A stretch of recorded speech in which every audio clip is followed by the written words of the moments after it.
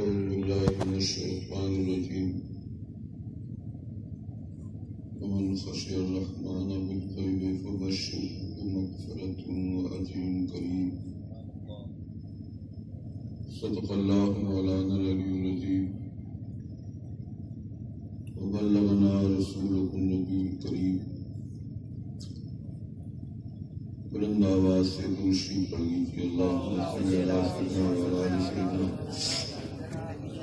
مولانا محمد وآلہ وسلم صلاۃ و سلام علیک یا رسول اللہ۔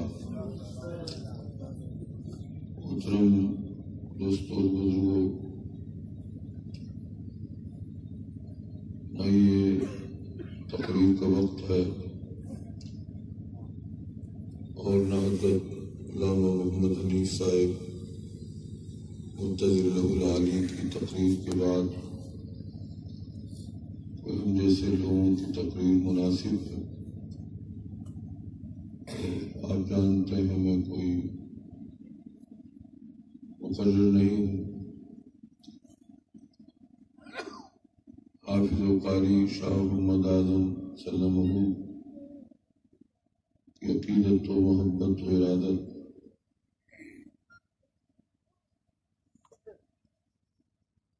ان کی خواہش کا احترام کرتے ہوئے میں ان کے ہر سال جلسے میں حاضر ہو جاتا ہوں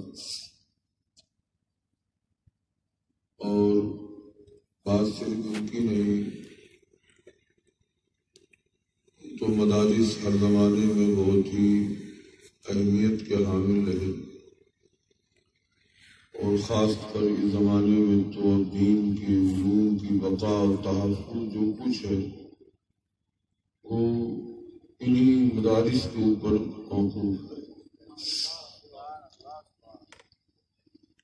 حضرت کی تقریر تقریباً ہم نے پوری سنی کمرے میں بیٹھے بیٹھے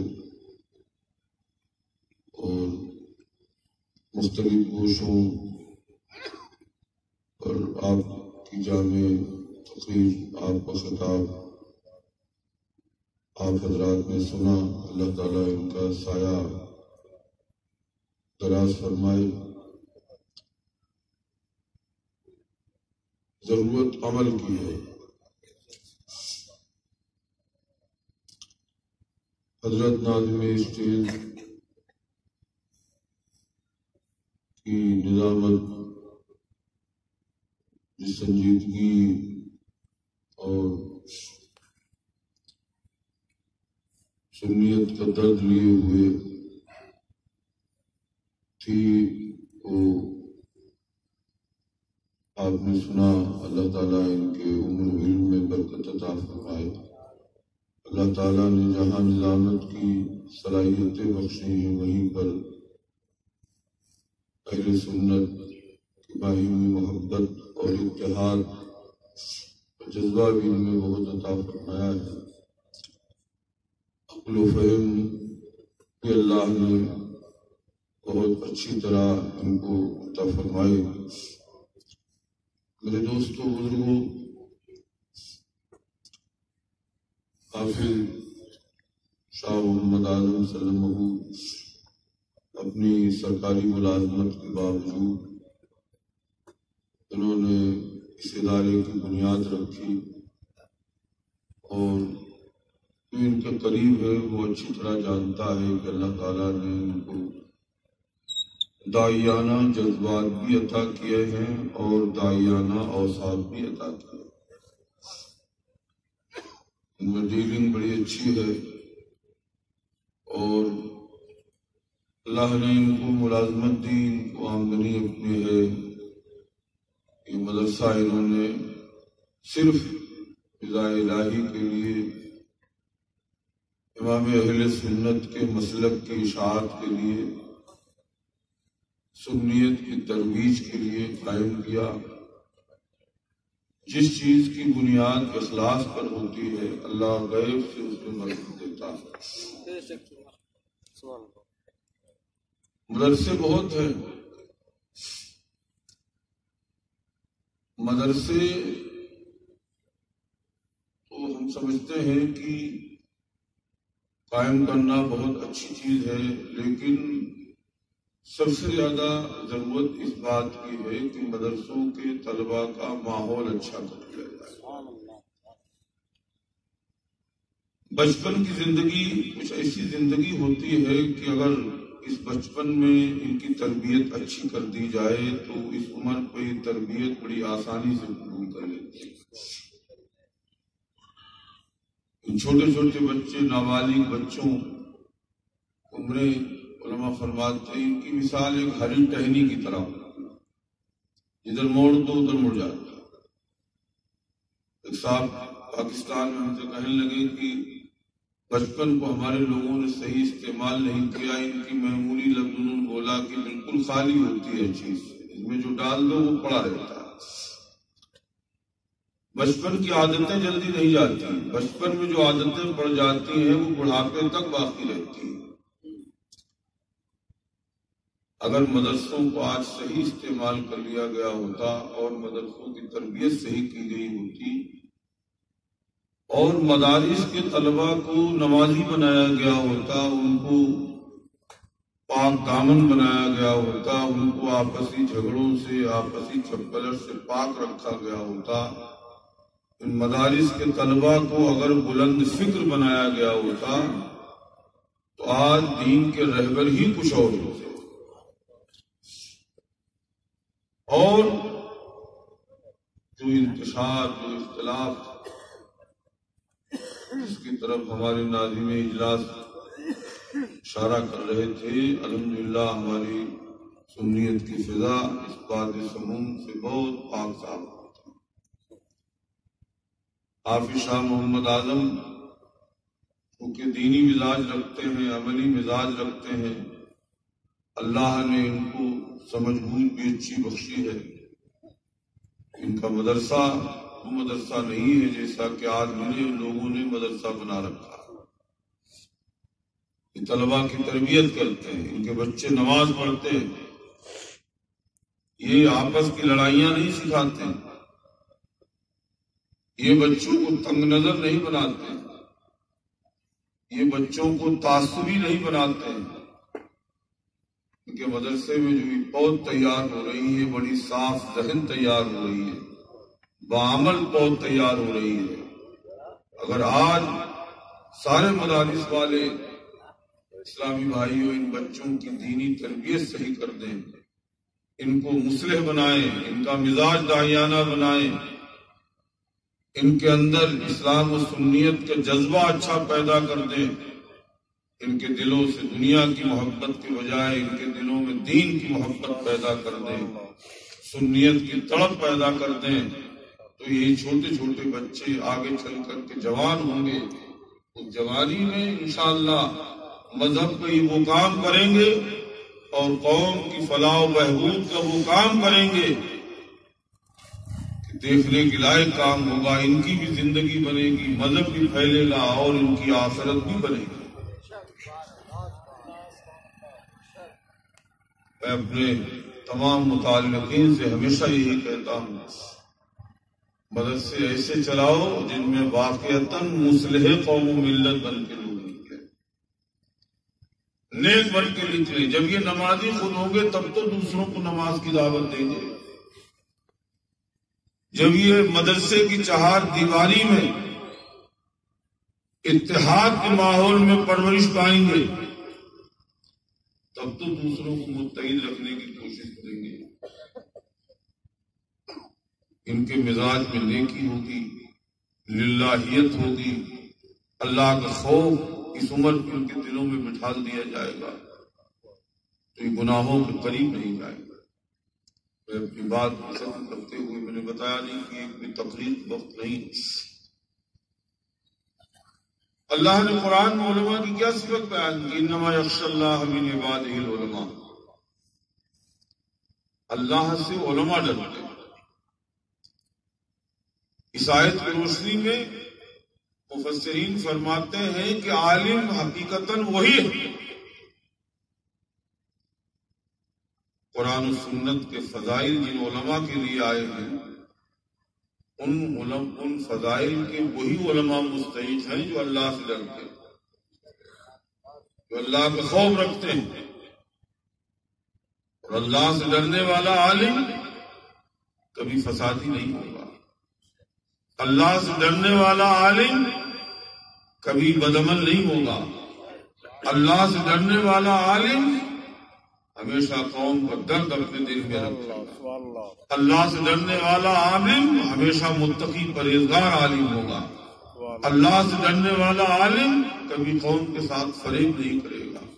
اللہ سے ڈرنے والا عالم، اسلامی بھائیوں، سبحان اللہ، وہ عالم ہوتا ہے کہ جس کے قول و عمل سے لوگ دین سیکھتے، جس کی ہر ادا لوگ کہتے ہیں سنت مصطفیٰ ہوتی. اللہ سے ڈرنے والے عالم دیکھنا ہے تو آپ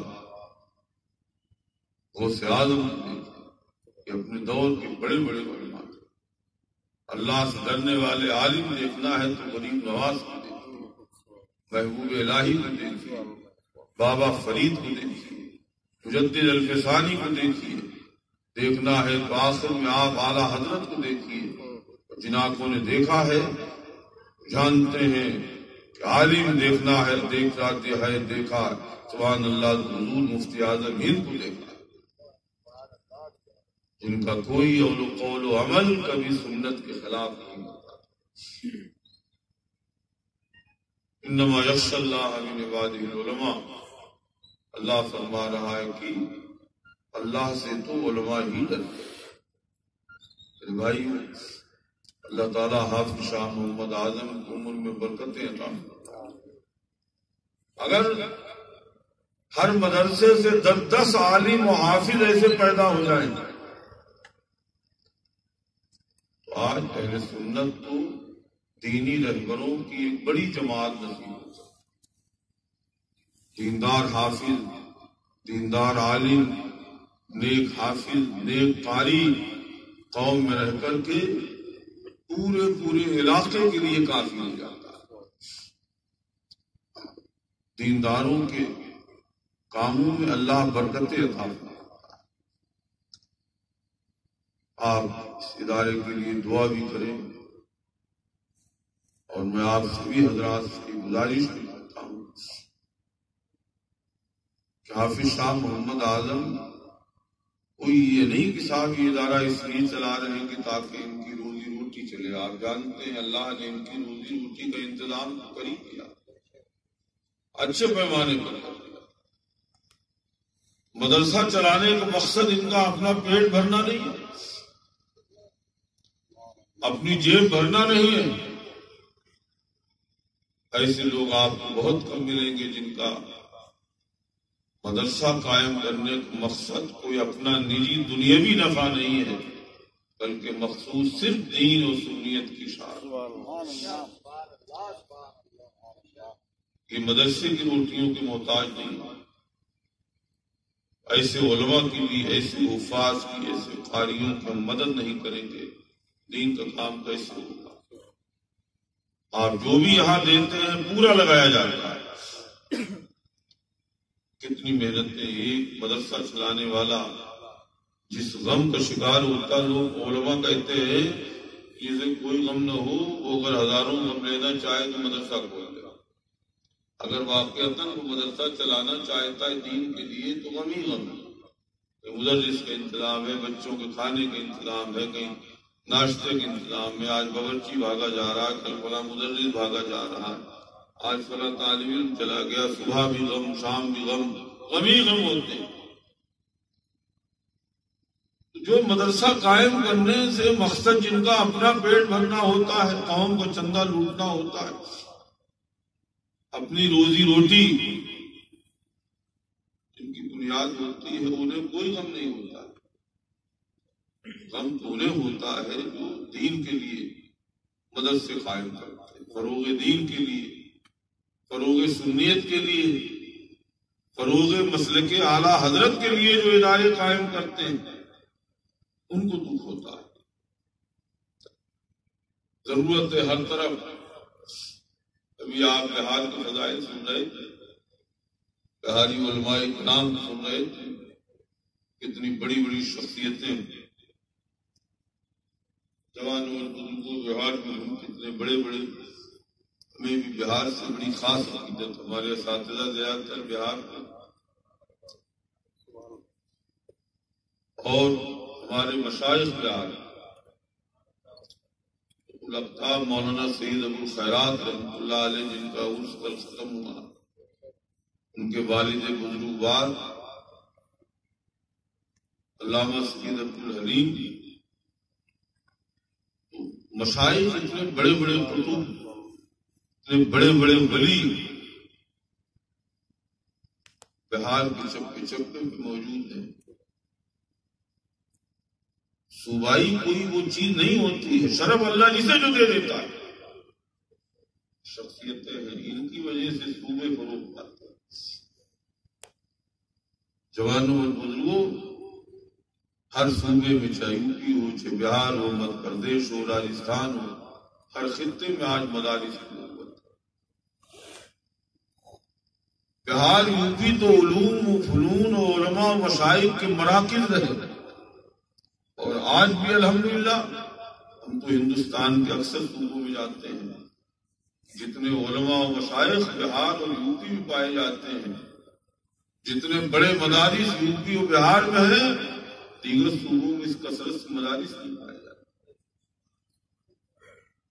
راجستھان میں آپ ابھی 4 دن پہلے میں جو ہے وہ کرناٹکا میں تھا، لوگ وہاں اتنے عجیب حالات بتا رہے تھے۔ کرناٹک کے جلدی آپ کو عالم نہیں ملیں گے، جہاں علماء ختم ہوئے وہاں سنیت ڈگمگا گئی، صلح کلیت بڑھ رہی ہے۔ میرے دوستوں بزرگوں، آج بھی اگر مدرسے صحیح معنی میں کنٹرول کر لیا جائے اور ان کو صحیح استعمال کر لیا جائے تو آج بھی اسلاف کی یادیں تازہ ہوتی ہیں۔ ان سے بہترین عالم نکل سکتے ہیں، ان سے بہترین قاری و حافظ نکل سکتے ہیں، ان سے بہترین قاری شاہ محمد اعظم تو آج ہی بتا رہے پوری راستے میں، لوگ تو جلدی کرتے ہیں، اگر کسی 27 پارے ہوئے تو دستار باندھ دیتے ہیں، کسی کا 28 ہوئے تو باندھ دیتے ہیں، لیکن بتا رہے تھے کہ ہم لوگوں نے نیت کی ہے کہ ہم اسی کو اسی سر پہ دستار باندھیں گے جو ہمارے یہاں پڑھنے کے بعد ایک دور بھی نکال لیں۔ مدرسہ الحمدللہ آپ پہلا مدرسہ نہ سمجھیں، عام طور پہ جو دیہاتوں میں لوگ مدرسے چلاتے ہیں ویسا مدرسہ نہ سمجھیں۔ ان کا عزم دیکھیں، ان کا ارادہ دیکھیں، ان کی کوششیں، ان کی کاوشیں، ان کی محنتیں آپ دیکھیں۔ آخر میں آپ سے عرض کروں گا اسلامی بھائیو، ان تنصر اللہ ینصرکم، اللہ فرماتا ہے اگر تم اللہ کے دین کی مدد کرو گے تو اللہ تمہاری مدد کرے گا۔ آپ ان کا حوصلہ بڑھائیں گے، آپ ان کو اچھا خراج عقیدت پیش کریں گے، آپ ان کے مدرسے کی مدد کریں گے، اس سے ان کے کام کے جذبات اور ترقی کریں گے، ان کا حوصلہ بلند ہوگا۔ جب حوصلہ بلند ہوتا ہے تو آدمی جلدی تھکاوٹ نہیں محسوس کرتا، اور اگر آپ نے تکلیفیں پہنچائی تو یہ آٹومیٹک تھک جائے گا۔ اللہ سے دعا ہے رب کائنات ان کو ہر فتنے سے بچائے، ہر حادثے سے ان کی اور ان کے اراکین کی، معاونین کی حفاظت فرمائے۔ رب کائنات زمینی آسمانی تمام آفات و بلیات سے انہیں امانت عطا فرمائے۔ اللہ سے دعا ہے رب کائنات اس مدرسے کو بے پناہ ترقیاں عطا فرمائے، تاکہ اس پورے دیار میں دور دور تک اسلام و سنیت کا بول بالا، قرآن کی عظمتیں عام، دیندار حافظ تیار کرنا۔ آپ جانتے ہیں، آپ نے سنا ہوگا، علماء سنتے رہتے ہیں، نیک حافظ ہوتے ہیں، عقیدے کے بھی صحیح، عمل کے بھی صحیح، قرآن کی برکت سے قبروں میں ان کے جسم بھی گلتے سڑتے ہیں۔ کتنا بڑا کام ہے کسی سینے میں قرآن محفوظ کر دینا۔ آپ کی دعا کریں ان کی ترقی کے لیے، اس مدرسے کے لیے اگر اچھے اسباب مہیا ہو جاتے ہیں تو انشاءاللہ آپ دیکھنا، اور ہم یقین کرتے ہیں سرکار سیدی ابو الخیرات رضی اللہ عنہ کے کرم سے، فیض سے انشاءاللہ ان کی مدد ہوگی اور یہ ادارہ بے پناہ ترقیاں کرے گا۔ وآخر دعوانا الحمدللہ رب العالمین۔